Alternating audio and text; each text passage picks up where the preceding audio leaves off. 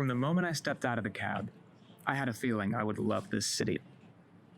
And I was absolutely right.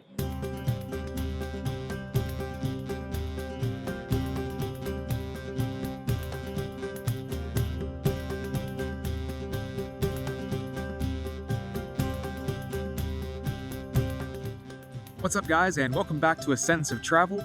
I'm Michael, and I'm on a mission to document all 5 senses of as many cities, countries, and natural landmarks around the world as I possibly can, so that I can immerse you into these experiences alongside me through the screen. Well, this week, I am in Tallinn, Estonia. Y'all, I have been so excited to visit Tallinn for a long time, so I cannot wait to bring you along through all 5 senses. So let's dive in. Pictures of Tallinn, Estonia have been showing up in my suggested posts page on social media for a long time. Now, this makes sense. I've long romanticized picturesque, postcard-worthy medieval towns in Europe. Social media knew something that I didn't, though. Tallinn is exactly that. In the spring of 2024, I finally made the voyage across the Atlantic to get to know the Estonian capital firsthand. Tallinn is located in northwestern Estonia, right on the edge of the Baltic Sea, and is a city home to 450,000 people, with over 600,000 in the greater metropolitan area. The rich experience of this magical, medieval city can't be captured in the same way that traditional travel blogs attempt to. The sensations of the city experience aren't limited to what to do or where to eat. To bring you to Tallinn experientially, my goal is to immerse you into the sights, sounds, tastes, feels, and smells of this Estonian metropolis. So, let's dive in together. Tallinn's Old Town is a UNESCO World Heritage Site. The Lower Town is an almost entirely intact 13th century plan. The majority of the buildings in the Old Town, in fact, were built between the 13th and 16th century. This is absolutely clear from the moment you step out onto the cobbled streets. The winding, hilly cobbled streets and alleyways are lined by beautiful and colorful buildings in warm pastel shades of pink, white, yellow, orange, pale blue, and gray stone. Rickety signs and lanterns hang above the old windows, and stone passageways lead you into what feels like secret courtyards. Triangular and slanted medieval roofs of red clay terracotta and Nordic tin metal layer the cityscape above old-world paintings and murals on the building facades. Things like old, rugged stone walls with weathered archways built into them casually lining the cobbled streets are not uncommon here. As you imagine yourself in the narrow cobbled streets and wide town squares, you'll catch wafts of almonds and chocolates from the dozens of chocolatiers in town, musty, cool stone, fresh and slightly salty air, and a slightly fishy smell. It's 8 a.m. on a Sunday morning in Old Town Tallinn, and it's quiet. Really, the only thing you're going to hear right now are church bells, and there are tons of them. I mean, there's a lot of church bells going off right now.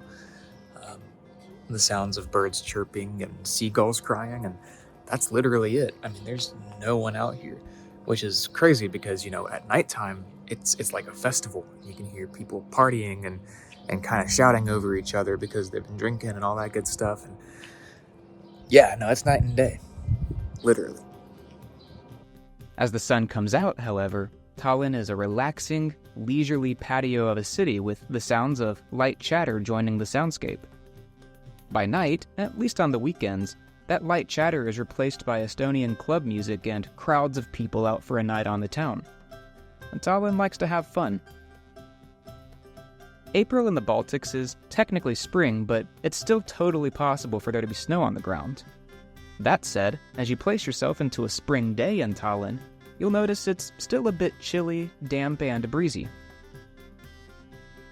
There is no shortage of weird and eccentric little cafes and shops. A lot of them have been around for 100 years or more and are filled with the kinds of things you would expect your great-grandma to have in her house. There's been no shortage of these weird and cool little cafes and shops that are just, eccentric and over the top. I'm gonna stop into every single one of them if I can. There's even one themed to poodles. Generally, if I could use two words to describe Old Town Tallinn, I'd use whimsically medieval. At the heart of the town is the Town Hall Square, once the medieval home of Tallinn's central market. Today, it's a quiet cobbled square with a pointed roofline, a few dining patios, which are greeted by guys wearing medieval costumes, colorful old merchants' buildings in pastel shades of pale blue, green, yellow, and orange, and a lot of souvenir shops. So right off of Tallinn's Town Hall Square is, of course, the Tallinn Town Hall. It's 209 feet tall. It was opened in 1404. It was built in 1404. Not only is it the oldest Gothic town hall still in use in Northern Europe, but it's the oldest town hall, period, in all of the Baltics and in Scandinavia. White plaster-painted walls adorned with medieval murals, tapestries, and portraits from Tallinn's past tell the city's centuries-old story. I mentioned before that Tallinn's old town is full of little passageways. Some of these have been around for centuries. St. Catherine's Passage is a narrow, old medieval street dating back to the 15th century. This is by far the most well-preserved medieval old town I think I've ever been to in my life. As a testament to that, right now I'm on a 15th century street called St. Catherine's Passage, which is still home to really cool medieval shops and storefronts. Looking at a bunch of tombs along the wall here, which is kind of wild. But the whole city is so well preserved. And as I mentioned before, most of the buildings still in the old town were built between the 13th and 16th centuries. That's incredible. Next door, the Master's Courtyard replaces that foreboding feeling with a rather quirky, bohemian vibe. The old town's skyline is defined by its steeples. Among the oldest and the most prominent is St. Olaf's Church. Founded and built in the 12th century, it has a spire height of 407 feet, and despite its age and touristy appeal, feels like it's still the local church. Inside are medieval hardwood floors painted in brown and beige plaster walls built into what seems like OG arches. The beige walls morph into fan-vaulted ceilings, and at the center of the nave, medieval bricks accent the fan vaults. Scents of old wood and incense fill the space where low-hanging golden chandeliers create a holy ambience. Tumpea is a district of Tallinn that sits at the highest peak of the city. Here, there's a sense of regality that differs quite a bit from the medieval lower town. This hillside is the site of Tumpea Castle, the home of Estonia's parliament, alongside dozens of international embassies and, of course, the office of the president. I don't know if it's because I'm standing at the top of a 9-foot thick medieval fortress wall, but Tallinn is the first city I've been to that truly feels medieval. There's something different about Tallinn in the way that the old stone walls kind of encompass the old town. You feel a tangible sense of this is the medieval city, and then this is the modern city. And I'm sure, back in the 1300s, 1400s, when this was constructed, that was the idea, was that this was the town, and that was, I'm sure there's a lot of, class system that goes into that obviously I don't support. But in terms of looking back at it as a piece of history, it is pretty fascinating to see that tangible difference between the town and, at that time, what wasn't. Right across from Tumpea Castle is probably one of the coolest looking churches I've ever seen. Alexander Nevsky Cathedral, completed in 1900, is a masterpiece of Russian Revivalist-style architecture, built with brown brick and accented with golden mosaics, OG arches, and tiled onion-shaped domes. White, Victorian, sophisticated accents loop around the entrances and the windows, and golden crosses sit atop the domes. Now, from what I understand, this cathedral is kind of contentious between local Estonians. Many of them view it as a symbol of Russian oppression while they were here. It's still very beautiful, but again, it can be kind of a contentious subject in terms of whether or not it's beloved by the locals. Once inside, you'll find that the nave isn't very large. Robin's egg blue painted domes hover above murals of beige and gold on 4 thick columns, and there's a ton of golden trinkets and accents throughout the space. It does feel a bit stiff and foreboding in here. The low-hanging golden chandeliers are unlit. The musty, stuffy air is filled with the echo of heavy wooden doors creaking open and closed. From Tumpea Hill, Tallinn's old city walls come prominently into view, creating a sense of security and protection, which is funny and ironic to me because it's an incredibly safe city and these walls are relics of a Tallinn that really doesn't exist anymore. This is a proper medieval city. Everything about it, from the spires on the skyline to the red clay terracotta roofs, everything at weird angles. Nothing is super lined up because they didn't have levels in the 13th century. I mean, this is just perfect. It's absolutely perfect. And what's even more interesting, of course, is that right up against the old town, and you wouldn't realize this walking around it, is a collection of modern high-rises and tons of cranes, which basically suggests that Tallinn is still growing, which is always what you want for your city. If you're not growing, you're shrinking, and you don't want to be shrinking. Literally every access point to the old town is guarded by a pair of massive stone turrets, and the average thickness of the stone city walls is 3 meters or 9 feet. You can actually climb up the wall gate towers and along the stone and wooden battlements, where Tallinn from above comes into view. At the Maiden's Gate and Tower, built in the 14th century, you can gain access to the old stone fortress and even peek into some of the old tower rooms that as recently as the 20th century were the home studios of local Estonian artists. From the moment I stepped out of the cab, I had a feeling I would love this city. And I was absolutely right. And it's hard not to. Right now I'm standing up here at the Maiden's Gate, in the Maiden's Passageway, the Maiden's Tower. I have Maidens looking out over the medieval roofline of the city. And from up here, you get a different perspective, right? When you're down in the city, it feels kind of touristy, and you can kind of see the modern influence on the shops and on the people. But from up here, it's easy to imagine yourself in the 15th century, just looking out over the town at the medieval, fortress gate, protecting you from intruders. It's gorgeous. It's gorgeous. It's a patchwork of red from the terracotta to the tin. You can see the Baltic Sea off in the distance. The one caveat I would mention is that off on the horizon, you can actually see the modern skyline of Tallinn beginning to grow, and I think that's pretty special as well because it shows that Tallinn's history is not limited to the medieval era, nor is it limited to socialist Soviet occupation. The city is still making a history and building an identity for itself. You can tell. The red roofs above the beige and cream medieval buildings, broken up by deep, browned bronze spires and steeples, are postcard-worthy. There are no flat roof lines. Right behind the old town is a modern skyline of high-rises and cranes.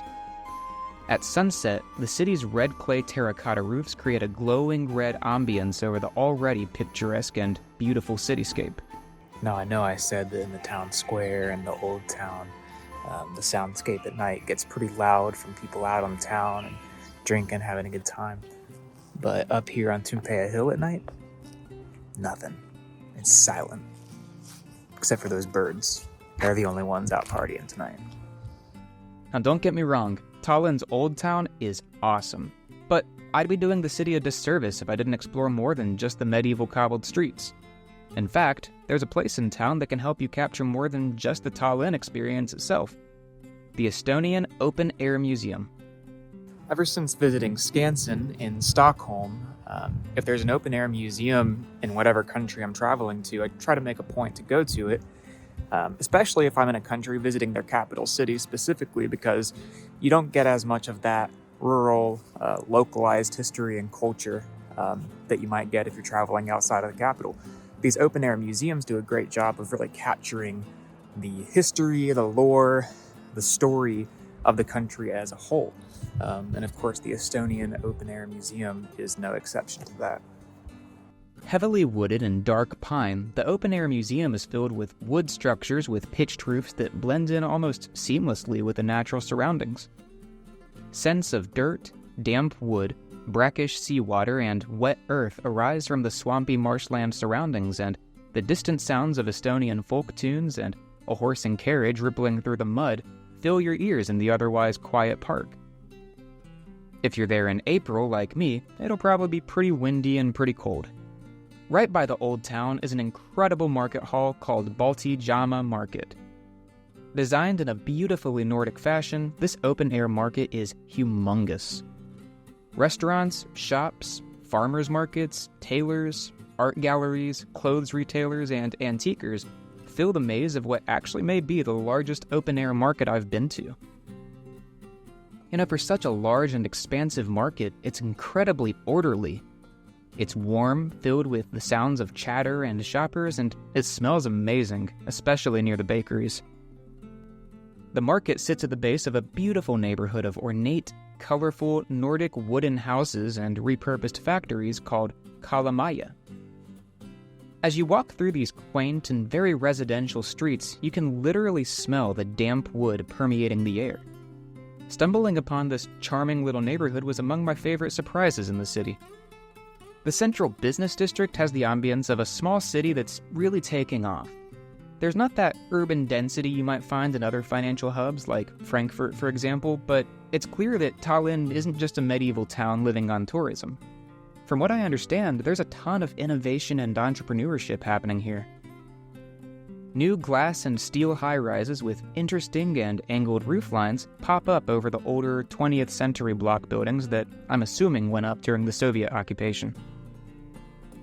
The roads are wide here, and the sounds of auto traffic and screeching trams pretty much dominate the soundscape. Now again, certain parts of the modern central business district have an uncanny resemblance to Soviet-era Berlin. There are plenty of block apartment buildings with plain brown facades. In general, this area has a far more muted color palette than the old town. And I really should add, too, that this is in no way a condemnation of this part of the city. It's just an additional layer to the patchwork of Tallinn and its history. And that isn't to say that everything looks like this. This district still has remnants of an older Estonia with old wooden buildings whose hipped tin roofs and onion domes are covered in moss. Some of the old and rather dull concrete has even been resurfaced in a far more visually pleasing facade like aqua-tinted glass, for example. This is also an area where 21st century Tallinn is really starting to form an identity. There's some pretty cool markets and apartment areas that blend industrial brick and stone buildings with creative and expressive modern design, lined with cool boutique shops, cafes, and bars. I genuinely had no idea what to expect when looking for the local eats in Tallinn. Even when doing my research ahead of my journey, the only thing I could really pinpoint was that Estonians love fish and rye bread. As it so happens, this is true, but there's a lot more to this Baltic country's taste palette than you'd think. Here are a few of the tastes I tried that I really felt captured the essence of Tallinn. Mulgipuder. Mulgipuder is a potato and grain oats porridge that's actually pretty good, and given the bacon bits and what looks like sour cream, kind of reminds me of a loaded baked potato. I tried this Estonian classic at the Estonian Open Air Museum in a cool replica of an old roadside tavern. Kama cakes. A sour cream and kama flour make this tart, certainly a bit sour slice of cake. It almost has a cheesecake consistency, but it's slightly more gritty. I tried this at a medieval-looking cafe called Pepper Sack, right in the heart of the old town. Rye bread. The Baltics and rye bread are inseparable. Traditional Tallinn can't be experienced without some of this homemade rye. The rye I tried at a little place called Ruki's Farm was fresh, slightly crispy, and topped with another Estonian necessity. Salted fish. If you're in Estonia, fish is kind of a non-negotiable. As a port city on the Baltic Sea, fish has always been an important part of Tallinn's culinary identity. Salted fish, as I tried on my rye bread, or even salmon, are deliciously flavorful here and, dare I say, salty. Pirokads. Pirukad is a very traditional Estonian pastry that can be eaten pretty much any time. Traditionally filled with ground meat, but with plenty of variations like salmon and cheese, these golden, flaky puff pastries are buttery and delicious. And I found mine at Saikangi Kovik in the Baltijama market. Estonian beer. I've read that Estonian beer is delicious. I also read correctly. Saku Lager is the typical staple here, and it's a crisp, fizzy, and quite yeasty beer. At a place called Must Poodle, however, and yes, this is the poodle-themed restaurant, the bartender recommended a Hojalk, an imperial Baltic porter infused with coffee and cherries. I could accidentally ruin some parties with this drink. This was absolutely delicious. Marzipan. Found at Cafe Maya Smok, marzipan is almost like a fudge, but a bit more grainy in consistency and almost tastes a little bit like licorice. But it's made of brown sugar and almonds, and it's pretty heavy, especially if you're like me and you just take a bite out of the bar instead of cutting it up into small pieces like apparently you're supposed to. As with most of the world's major cities, capturing the full Tallinn experience in just a few days is impossible, especially if you want to get out of the old town. Every city is complex, multi-layered, and rich in its history, identity, and story, and the Estonian capital is no exception. My hope, however, is that by diving in with me through all 5 senses, you were able to place yourself into those classically medieval cobbled streets, gaze out onto the glowing red roofline at sunset, and taste sweet Estonian pastries at quirky, satin-laced cafes as if you were right there alongside me. As always, thanks so much for watching. I'll see you next time.